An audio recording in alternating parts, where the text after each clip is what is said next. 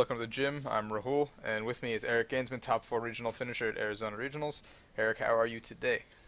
Pretty good. How about you? Doing fantastic. Tell us a little bit about yourself. Let us in on a little bit of those secrets. How you're such a been on such a hot streak recently. Okay, so I'm from New York. I go to school now in Indiana. I'm a sophomore in college. Um, let's see. I've been playing Pokemon since 2011. I didn't really start getting competitive until like 2012, 2013. I was really bad for like my first like 3 year, 2 or 3 years of playing. And then I started getting decent in like 2015. I almost got my invite. I missed it by like 20 points that year.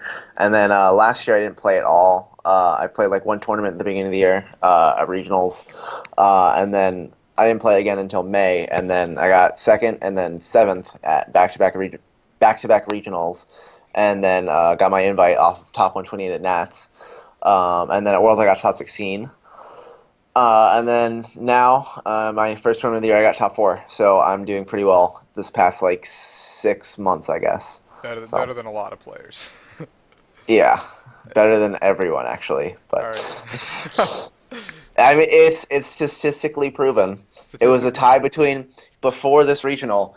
It was a tie between me, TJ, and Sam Huff, and I beat TJ. I got top four. He got top eight. So I am technically since May. And moving up on Andrew Wambolt's power rankings. Yeah, I'm now 21st. I was 33rd. No, 34th, sorry, going into the weekend. So All right. Before I we get like, into your tournament report and all that stuff, tell us a little bit about the weekend. Arizona Regionals seemed like a nightmare from what I've heard.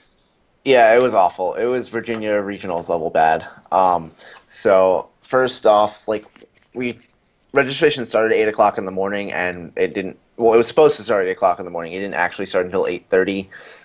We didn't registration didn't even close until like 9:30, 10 o'clock, and then we didn't actually even start round one until like 1 o'clock. So we were supposed to start at like 9:30, and we ended up starting at 1. That's a 4 hour delay already. And then at one point the power went out during the round, which was just stupid that that happened. I can't believe, like, I don't think it was actually their fault, but Yeah. just another shitty thing that happened. Let's see. Oh, also the TO like kept on ripping people off with their stupid printout ticket thing, where basically they when you signed up for the tournament, you had to like print out the ticket that it gave you, it sent you an email, and if you didn't have that actual like printout ticket, you couldn't bring it on your phone. They would charge you either $5 to print out the ticket there, or they would basically make you re-register for the tournament. So it was complete bullshit rule. Like, not everyone has access to a printer. Right. I didn't have a printer for the first like month and a half I moved into my like house. I just got one, so like I understand people don't have printers. So it was really shitty that they did that. And yeah, we didn't get out until like I think it was like 12:30, 1 o'clock. So like awful. It It was really was. crowded too because they didn't even. Oh yeah, they didn't even like account for like extra people showing up. So they just completely messed up on the ballpark number for people that were coming to the tournament, even though they had pre-registration numbers. And you can always account for 50 to 100 people to show up like Right. normally, but Yeah. I Yeah. don't know. It was super crowded. Like they had to like scramble to find tables. It was just a badly run event. Yeah. It looked like it wasn't the best event from outsiders. I can only imagine how frustrated you guys at the event must have been. Yeah. All right, so you played Toad Bats, and it was a pretty standard Toad Bats list from what you sent me and what we talked about. Interesting, I guess, list inclusions. Why no Lugia? Why no Mewtwo? Okay. So I didn't play Lugia because I didn't think Groudon was going to be a big matchup, and I think Day is basically yeah. I didn't play H2 as well, basically because I didn't think I was going to see any Groudon. I was really lucky I didn't actually play any, even though there was a couple at the top tables. Yeah, But yeah, I didn't play those because I didn't want to play against Groudon, and I thought Day was sufficient enough against Yveltal that I didn't need any of the other attackers. So. okay, And I think Day is the best of the three techs, anyways. Entrainment's really good. I use that a bunch over the tournament. It's a really good setup attack where you can just like double bat, and you're just like you put on so much pressure with just that. Even if you're not quaking punching for a turn, you can definitely set up and just give yourself that turn. okay, that's fair. All right, so let's just get into your tournament report, I guess. Talk like briefly about your day one and day two experiences. Just anything, any memorable matchups, anything you're upset about, anything you're ecstatic about. Okay, round one I play against Flareon. It's a pretty good matchup for me. Game one I dead drew, and then I just won from there. Um, Round 2, I played against. Oh, sorry. Let me pull this up. I can't remember completely off the top of my head. Yeah, it was a long day. You made it deep, so. Yeah. Okay. Oh yeah. Round 2, I played against Wailord. Fuck that deck. Uh, I lost to it. Round 3, I played against Vespiquen Vileplume. That's favorable for me. I just yeah. I don't know. I don't remember too much about it. Round 4, I played against Darren Chun, the one and only. I, s- I shit you not. He was playing Evil Tall, and I beat him 2-0. Round 5, I played against Night March. That was an easy win. Round 6, I played a really, really good series against Austin Zettel. He was playing Greninja. And I just remember one play I made where he had a Splash Energy and a Bursting Balloon on his Frogadier. And basically, if I let him keep both of the... Like, I couldn't take either the Bursting Balloon damage or let him keep the Frogadier line. That turn, and I needed to hit both an Enhanced Hammer and either Scrapper or Rosic. I think I'd already used my Scrapper. So yeah, so I got both of those that turn, and I just won the game off of that. I remember that was like a really good play. But besides that, I can't remember too much about it. It was just a really good series. I tied that round. Then I played against Matt Chin. Yeah, he he was playing Rainbow Road. He got really unlucky game 2. He flipped 0 for 8 on both Rebirth, and I put him to sleep with Laser, and he flipped 0 for 8 on both Rebirth and Laser flips to wake up. So that game was just a steamroll. So I felt really bad about that, but hey, I mean, sometimes you get really lucky. What can you say? You need a lot of luck to go far in tournaments. Yeah. Round 8, I played against Charlie Nguyen. He was playing. He was playing Sammy Box. There we go. And so this round, it's not a good matchup for Toadbats. So game 1, he used up like 3 of his AZs really early and a lot of his energy because he had troubles getting up the Vileplume lock. So I had time to like get rid of his energies with a bunch of Zerosics and Flagrants. So I was able to trap a Aegis-Slash active and just Crobat snipe around it and take 4 prizes on 2 Shamans. Well, actually, it was 1 Shaman and he had another Shaman and then he Ninja Voided into Magearna, but I killed it as well. And then I eventually killed his Aegis-Slash with a Grenade Hammer with a Silent Lab in play. And that was really cool because I played the fuck out of that guy. And then he dead drew game 2. And then round 9 was against Caleb Gedimer. He was playing Greninja. Game 1, I remember I made a misplay where I should have end because he like had a way to get energy. I had a Jirachi with 30 HP on the bench, and I knew like it died to a giant water shuriken, and I wanted to get off the field. But I also knew like he had ways to get energy, and if like he was able to get multiple energy instead of just one to kill my Jirachi, he could take out my only Toad on the field, and I'd be fucked because I had already used my Super Rod as well, and I needed those water energy that were attached. Mm-hmm. So I should have end and just like put him down to a smaller hand because I think he had 4 prize cards left. And I chose to AZ, and he had the Fisherman in hand and just won the game off of that. Then game 2, I won really easily because he drew a bunch of hand items. Then game 3 came down to him getting a really lucky top deck. So he went up really well early, but then eventually I got it down to. So he had 1 prize left. I had 4 prizes left. I had a Seismitoad fully powered up to Grenade Hammer with a Fury Belt, so it's doing 140 damage. I have Daytonay on the bench within killing distance of a giant water shuriken, and he has 3 Greninja breaks on board, all with above 30 HP. All with 30 or more damage on it. And there's a Silent 11 play, and there's no more Rough Seas. So I end him to 1. He has like a 25 card deck. He's used, I think, 5 water, something like that, 4 or 5 water, and they play what, like 7? 8 to 9, No, probably. yeah, 7 or 8, and then a couple splash, but they can't use the splash for giant water shuriken. So I end him to 1. And I start grenade hammering because I can just, grenade hammer 3 times and just win. Because he, that's all he has left on board. And then off the end of 1, he draws 2 VS Seekers and just hits the water energy off of that because, he just gets Sycamore and just goes off from there. So that was pretty shitty. So I ended day 1 6-2-1. I was 28th seed. And then day 2, I played against round 1 of day 2. I played against Volcanion. That's a really easy matchup for Toadbats. Yeah. I won that 2-0. Round 11, I played against Evil Tall Maxis. I got really unlucky and lost game 1 because I missed like a bunch of really crucial scoop up flips that would have like prevented a bunch of knockouts, and I ended up losing by like 1 prize. So And then game two I won, and then game three I was gonna win, but we just didn't have enough time, so it went to time.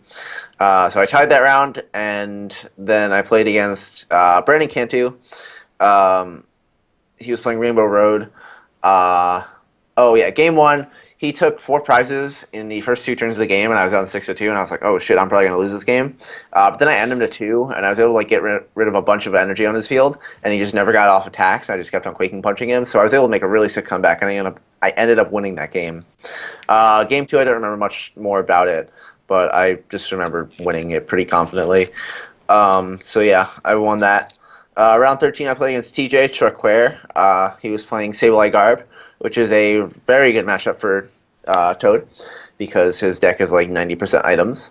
Yeah. Um, Game one, I just misplayed with my energy, and he was able to break the lock because I just ran out of energy. So I lost that.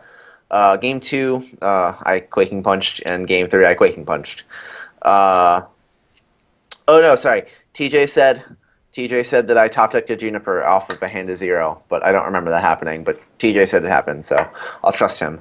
Um, and then round 14, I played against Night March, and that's an auto win. So yeah, so I beat that. I went into cut as second seed. I played against Caleb Gettimer again in top eight, playing Greninja. Round or game one. I don't remember what I did, but I made a misplay and lost. Game two, I Quaking Punched him, and game three, I Quaking Punched him. So yeah, that was really nice. It felt good to get some revenge from his really good luck against me in day one of Swiss.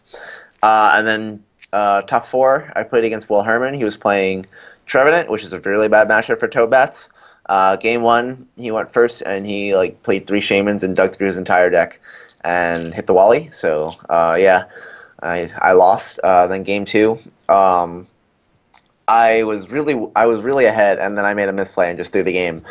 So I had a Toad with a DCE active, and I had a water energy in hand and no way to draw into any. Like I didn't have any other water energy or like a Sycamore or an N, like no other supporter. So I was stuck with this hand. I was just top decking. So I have Jirachi on the bench, and so what I did was I attached to the Toad, thinking, okay, if I like draw into another energy, then I can keep on Quaking Punching. But the thing is, like, I still have to top it. I have to top deck into that. Like, I don't have that out in hand. Like, I should have just kept that in hand because if he Lysanders, like, I have an out. By putting that water energy on the board, I'm taking away that out, and now I have to top deck another out basically. Right. So Yeah. I basically put myself in a lose more situation. And yeah, he hit a Lysander, and I broke item lock, and he was able to make a comeback off of that and won. So yeah, I lost in top four, but I made $250, so I'm super pumped about that. What are your initial, I guess? I know you've expressed your discontent on Facebook and other places, but talk to us briefly about the $250 as opposed to. I mean, it's one thing to look at it and just like look at it initially and be like, wow, that really sucks. Like, top four only gets $250. Like, man, Pokemon's really screwing everyone. It's another thing to be like the first person to like actually have that too. Like, Yeah. I'm really feeling it right now. Like, I did really well, and like, I treat Pokemon as like a job basically. Like, I want to travel when I go. Like, I want to make a lot of money. It's not worth it to me to go to a Pokemon tournament and not make money. Like, I'd rather do other things with my time. So like, to me, not to make more money after doing so well in a tournament, it's pretty disappointing, honestly. Especially knowing that if I just won one more match and I win $2,500 at the very minimum. Yeah, which So is a gigantic leap. yeah, it's a What are your lot more money. if you have you seen the Orlando Regionals? Sorry, we had a little brief intermission there. Eric's internet cut out for a second. Yeah. Um, he's back. He's a college student. They don't have very good internet. No, unfortunately not. So I guess the whole event as a whole, you're at now what 200 championship points, putting you Yeah. pretty. That's a really good spot to be after the first event of the season.